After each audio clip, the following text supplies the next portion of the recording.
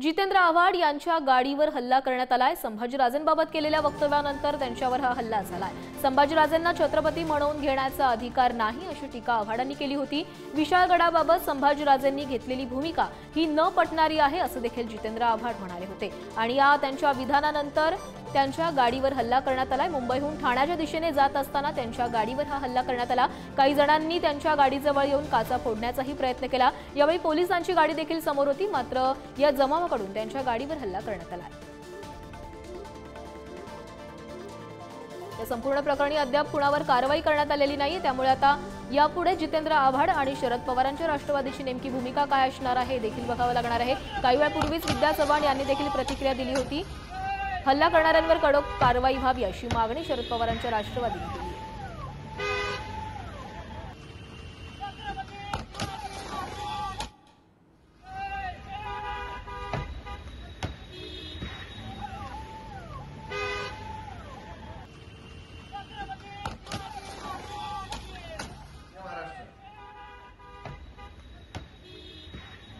सरचिटणीस या महाराष्ट्रामध्ये गेल्या 25 वर्षापासून मला कोण हात लावू शकत नाही, मला कोण धमकी देऊ शकत नाही, माझ्यापर्यंत कोण येऊ शकत नाही। या आविर्भावामध्ये मुसलमानांच्या मतांच्या लालचेपायी त्या मुंबऱ्याचा पाकिस्तान करणाऱ्या जितेंद्र आव्हाडनं आमचे मार्गदर्शक, आमच्या पक्षाचे पक्षप्रमुख, स्वराज्य पक्षाचे पक्षप्रमुख छत्रपती संभाजीराजेंविषयी बेताल वक्तव्य केलं होतं, अरेरावीची भाषा केली होती।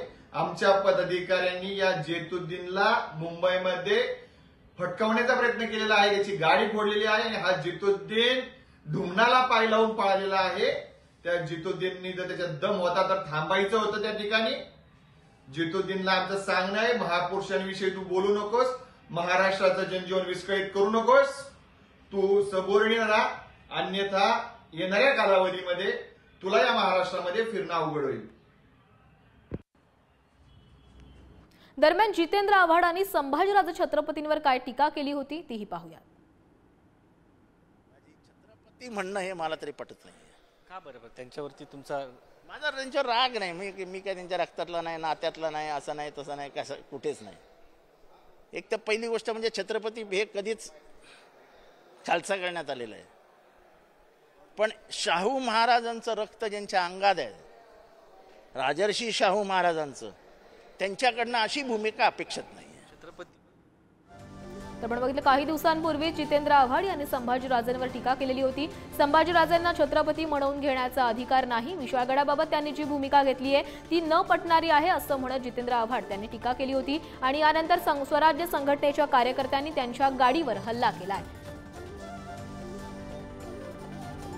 तर या संदर्भात अधिक बोलतायत आमचे प्रतिनिधी निकेश शार्दूल। निकेश, मुंबईहून ठाण्याच्या दिशेने जात असताना आव्हाडांच्या गाडीवर हा हल्ला करण्यात आलेला आहे, त्या ठिकाणी कुणावर कारवाई करण्यात आलेली आहे का? पोलिसांकडून कोणाला ताब्यात घेण्यात आले का?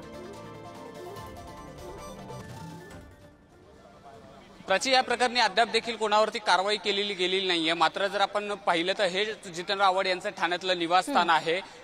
काल जर आपण पाहिलं तर स्वराज्य संघटनेच्या पदाधिकाऱ्यांनी ठाण्यातल्या याच निवासस्थानी येऊन गोंधळ घालण्याचा इशारा जो आहे तो दिला होता। मात्र आज जर पाहिलं तर जितेंद्र आव्हाड यांच्या मुंबईमध्ये गाडीवरती हल्ला केल्याच्या नंतर जितेंद्र आव्हाड यांचं जे ठाण्यातलं हे निवासस्थान आहे त्या ठिकाणी पोलीस बंदोबस्त जो आहे तो वाढवण्यात आलेला आहे। त्याचप्रमाणे जितेंद्र आव्हाड यांचे कार्यकर्ते जे आहेत ते हळूहळू जितेंद्र आव्हाड यांच्या घराबाहेर जे आहेत ते जमायला सुरुवात झालेली आहे। जितेंद्र आव्हाड आता मुलुंड टोलनाक्यापर्यंत पोहोचलेले आहेत, टोलनाका त्यांनी क्रॉस केलेला आहे आणि थोड्याच वेळात जितेंद्र आव्हाड जे आहेत ते ठाण्यातल्या याच निवासस्थानी पोहोचणार आहेत आणि संपूर्ण या प्रकरणाची जी काही माहिती जी आहे ते जितेंद्र आव्हाड स्वतः प्रसार माध्यमांना देणार आहेत, त्यांच्या ज्या काही भावना आहेत त्या व्यक्त करणार आहेत। मात्र या संपूर्ण प्रकरणाचा निषेध जो आहे तो कार्यकर्त्यांकडनं केला जातोय। आपण कार्यकर्ते त्यांच्या नेमका काय भावना आहेत, ज्या प्रकारे आज आव्हाड यांच्या गाडीवरती हल्ला झाला, कसं बघताय या हल्ल्याकडे? हा भ्याड हल्ला आहे। जे समोरनं जितेंद्र आव्हाड या व्यक्तीला फेस करू शकत नाही ते असे हल्लेखोर पोचतात आणि त्यांना मागणं हल्ला करायला लावतात।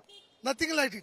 आणि मी तुम्हाला सांगतो, माझी एक मागणी आहे की जितेंद्र आव्हाड सारखा नेता असू दे, अजून कोणी नेते, बरेचसे नेते असू दे किंवा सर्वसामान्य आमच्या महिला भगिनी असू दे, यांच्या महाराष्ट्रामध्ये हे जे सरकार आहे बीजेपी आणि अलायन्स यांच्यामध्ये कोणी सुरक्षित नाहीये।